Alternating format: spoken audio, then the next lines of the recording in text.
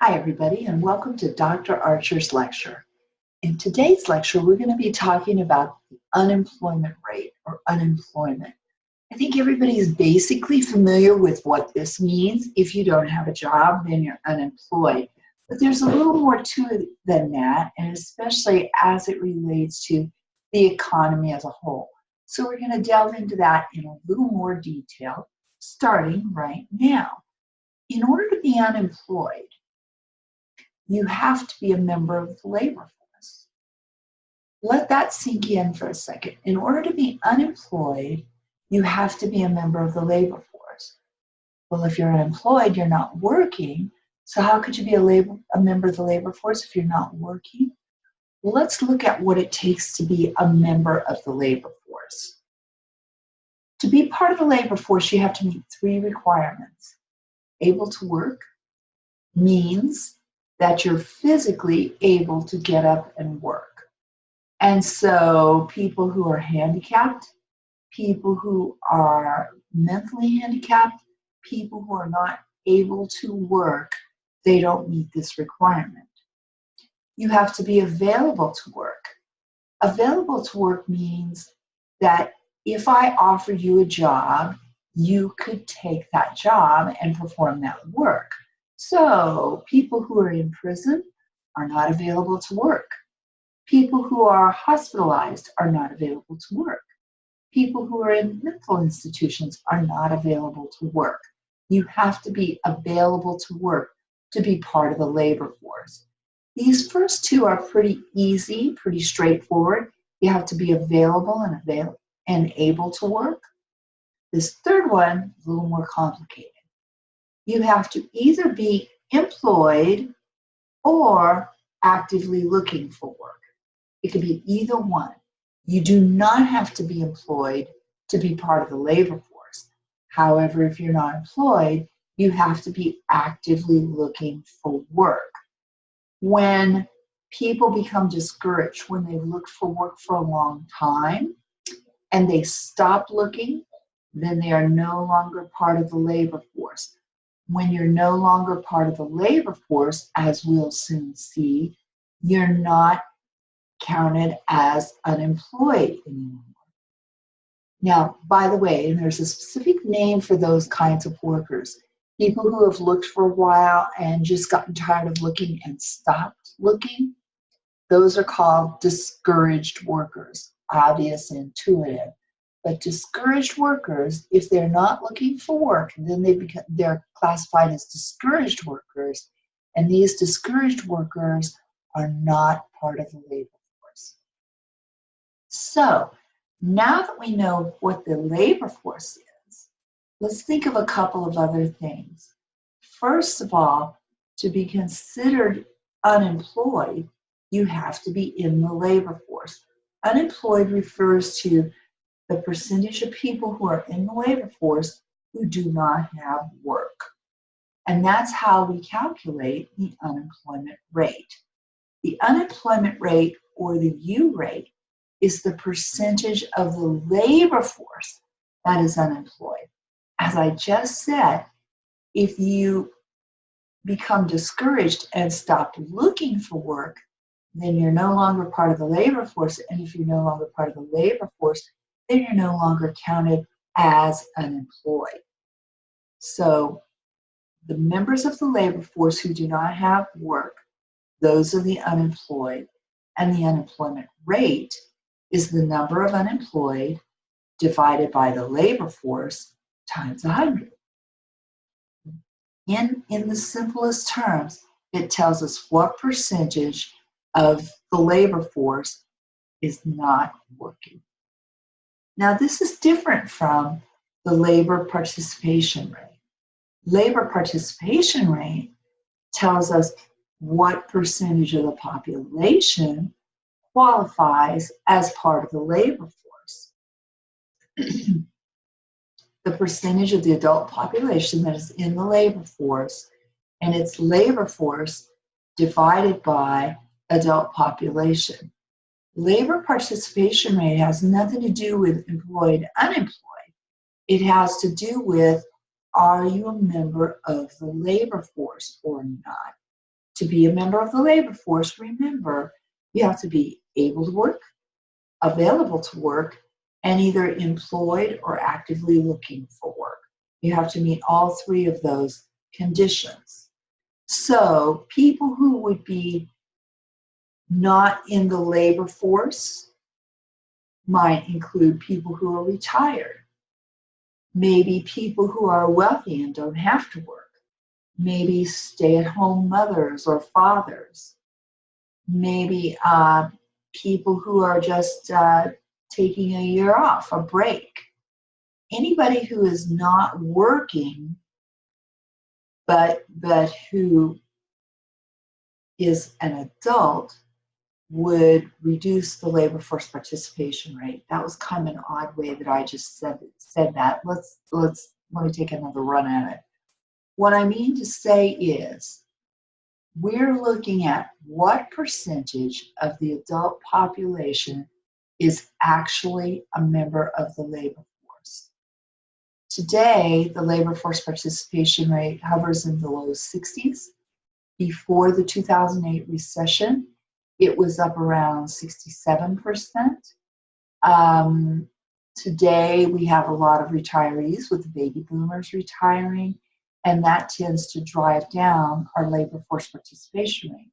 Fewer adults qualify as part of the labor force. In the 50s, the 1950s, the labor force participation rate was down around 59%. Why? Because in the 1950s, in general, married women did not participate in the labor force. They were not part of the labor force. Most married women were homemakers. And so that drove down the labor force participation rate. So what does the unemployment rate really measure? It's not a perfect indicator of joblessness. We've already talked about that discouraged workers are not counted as unemployed. Well, if they're so discouraged, if they've been looking for work so long that they've become discouraged and stop looking, well, clearly they are jobless and unemployed, but they're not counted as unemployed because they're not part of the labor force anymore.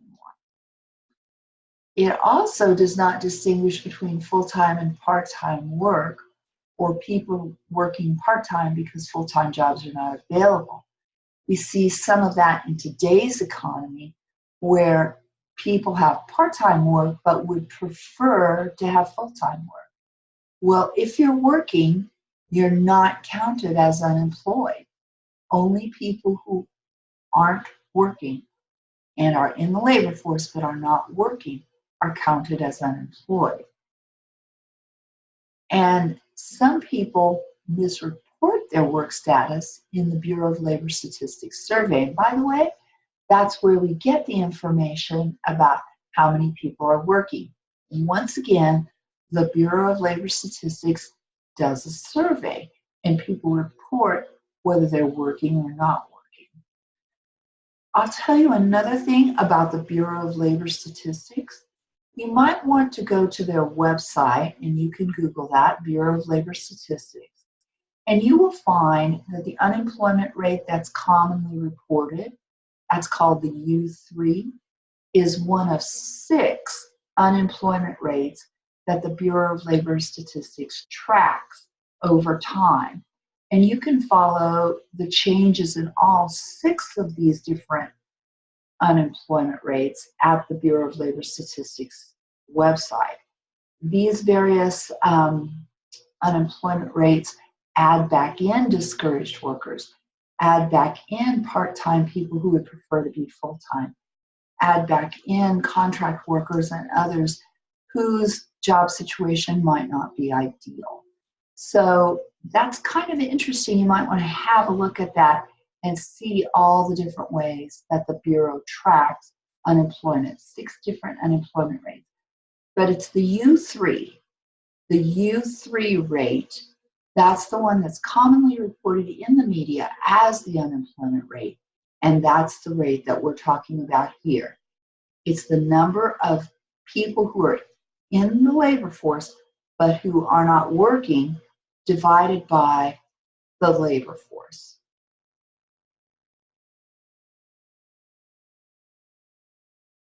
So there are different kinds of unemployment, and we'll start with the natural rate of unemployment. Unemployment is a characteristic that's always a part of our economy. On any given day, there are some people who are not working, who are out of a job. These might be people who are just moving from one job to another. These might be people who recently lost a job and are spending some time looking. There are always people there. The natural unemployment rate is the normal rate of unemployment, and the actual unemployment rate, the U3, fluctuates around this normal unemployment rate. Now, within the unemployment rate, there are three primary kinds of unemployment, and the first is cyclical unemployment.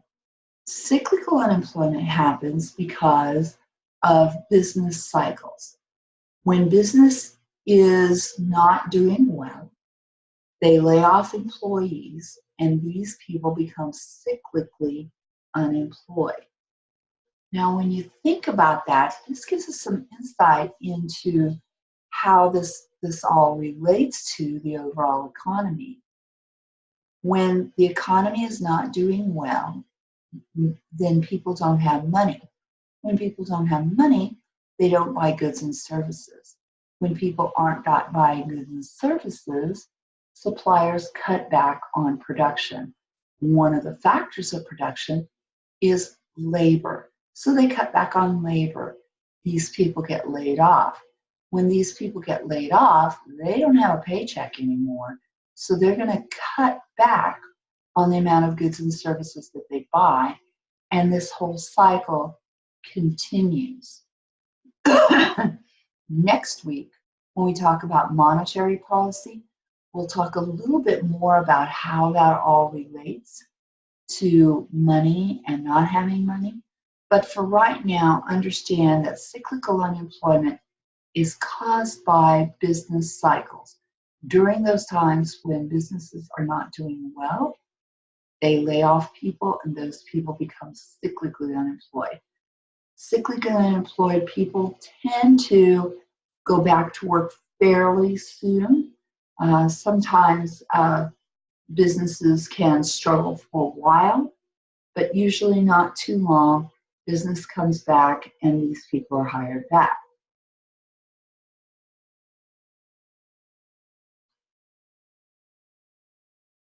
Frictional unemployment occurs when workers leave one job and are looking for another. So this is the kind of unemployment that happens when people are tired of the job they have, they leave to go find jobs that are better suited to their skills and tastes. This tends to be the shortest type of unemployment in duration. People might be out of work for a few weeks as they look for another job. This kind of unemployment can increase as an economy comes back from a recession, because there can be people who maybe had stuck with a job that they really didn't like because they were afraid they wouldn't be able to find a new job. And we saw a lot of that as the economy recovered from the latest recession. But as the economy gets stronger and jobs are more plentiful, then people begin to have the confidence to feel like they can leave their current job and go look for something better. And you see this frictional unemployment. And then the third type of unemployment is structural unemployment. Structural unemployment is just a mismatch between the skills that workers have and the skills needed for the jobs available. There are lots of jobs and there are lots of workers, but their skills don't match up. Then you get structural unemployment. Sometimes, often this can happen because workers' skills have become out of date.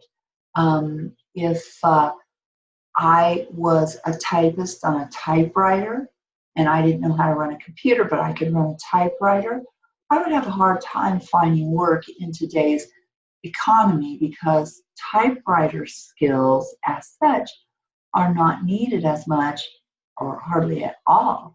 No one uses typewriters anymore. However, if you can translate those typewriter skills to keyboard skills and learn basic computer operation, then there would be jobs for you. So it's that mismatch between the skills that workers have and the skills needed for the jobs that are available.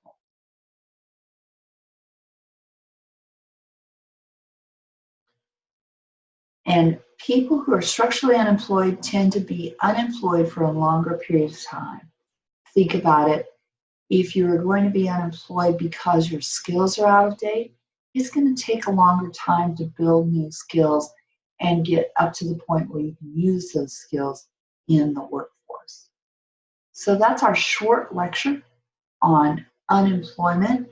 Thanks for being here on Dr. Archer's lecture, and I look forward to seeing you next time when we'll talk about international trade.